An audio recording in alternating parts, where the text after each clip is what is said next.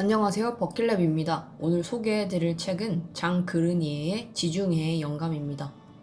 소위 클래식이라고 하는 세계 문학들에는 많은 프랑스 작가들이 포함되어 있지만 장 그르니에라는 이름은 많은 분들에게 낯설 수 있습니다.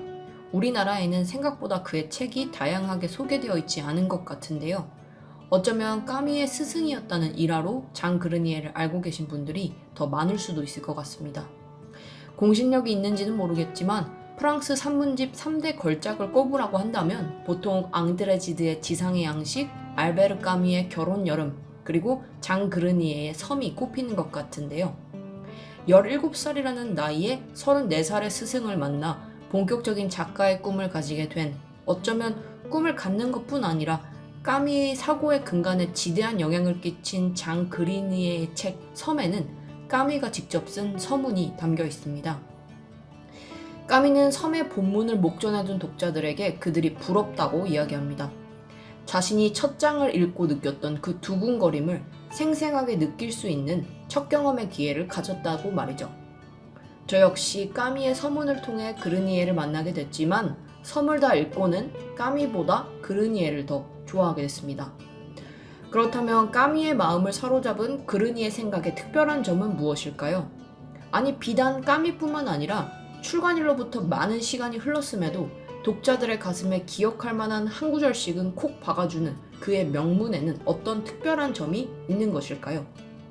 김하영 교수님은 역자의 말에서 그것을 대립적인 두 세계 사이에서 어느 쪽도 선택하지 못한 채 찢기고 흔들리는 어떤 정신의 망설임과 모험을 암시적인 문체로 형상화했다라고 표현했고, 까미는 섬의 서문에서 아름다움을 절망적으로 사랑하지 않으면 안 된다는 사실을 그 모방 불가능한 언어로 말해주는 스승이라고 표현했습니다. 두 사람의 표현을 분명하게 느끼기는 어렵지만 여기에 제 나름의 감상을 더해본다면 저는 그르니에가 대담하게 한쪽을 선택해버린 사람들이 아니라 나약하게 양쪽에서 방황하는 사람들을 이해하고 있는 사람이라는 생각이 들었고, 그 나약함에 대한 애정이 마음에 들었습니다. 그르니에는 이러한 자신의 생각을 비단 이번 책 지중해의 영감에서 뿐만 아니라 섬을 비롯한 또 다른 그의 책에서도 각기 다른 일상의 소재들 속에서 관찰하고 강화해 나가는데요. 그래서 그가 출간한 책은 전체가 한 권 같기도 하고 한 권이 전체처럼 느껴지기도 합니다.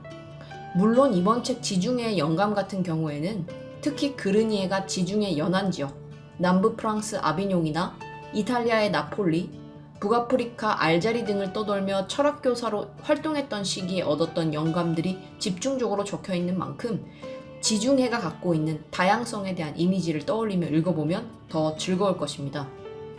그르니에의 책을 읽고 나면 정신이 자유로워지는 느낌을 받는데요. 그 이유는 그가 극단을 관찰할 수 있게 됨으로 인해 역설적으로 갈등으로부터 자유로워지기 때문입니다.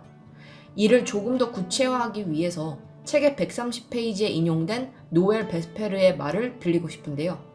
베스페르는 삶은 절약을 통해서가 아니라 모험을 통해서 얻어진다 라고 했습니다. 절약이라는 말을 효율이라는 단어로 연장해 볼 수 있다면 두 가지 극단에서 한쪽을 선택한다는 것은 일상의 유지를 위해 고민하는 에너지를 아끼는 형태라고 생각해 볼 수 있을 것 같습니다. 무언가 고민하고 갈등하고 방황하는 것은 너무나 큰 에너지의 소모를 필요로 하고 이는 우리의 일상을 위협하는 모험이기 때문입니다. 그러나 장 그르니에는 독자들에게 자신의 나약함을 인정하고 충분히 갈등하라고 이야기합니다. 더 나아가서 두 극단 사이에서 방황하는 자신을 충분히 멀리서 관조할 수 있게 된다면 사실은 그 두 가지 극단이 하나의 라인, 하나의 스펙트럼에 있었다는 걸 볼 수 있게 된다면 우리는 절망 속에서도 희망을 볼 수 있을 것이라고, 그 두 극단이 어차피 동일하다면 그 동일하게 절망적인 두 가지 상황에서 너그러워지지 않을 이유가 없지 않겠느냐고 이야기합니다.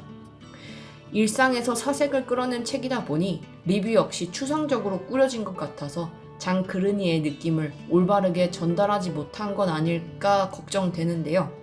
이 리뷰가 지루하셨더라도 장 그르니의 책을 읽어보면 여러분들 각자가 누리는 지적 유의는 매우 클 거라고 생각이 되니 꼭 그르니의 책을 읽어보시길 추천드립니다. 지나가는 보통의 시간과 공간을 문장으로 붙잡아서 그 안에서 삶의 풍부함을 느끼게 해주는 책, 장 그르니에의 지중해의 영감이었습니다.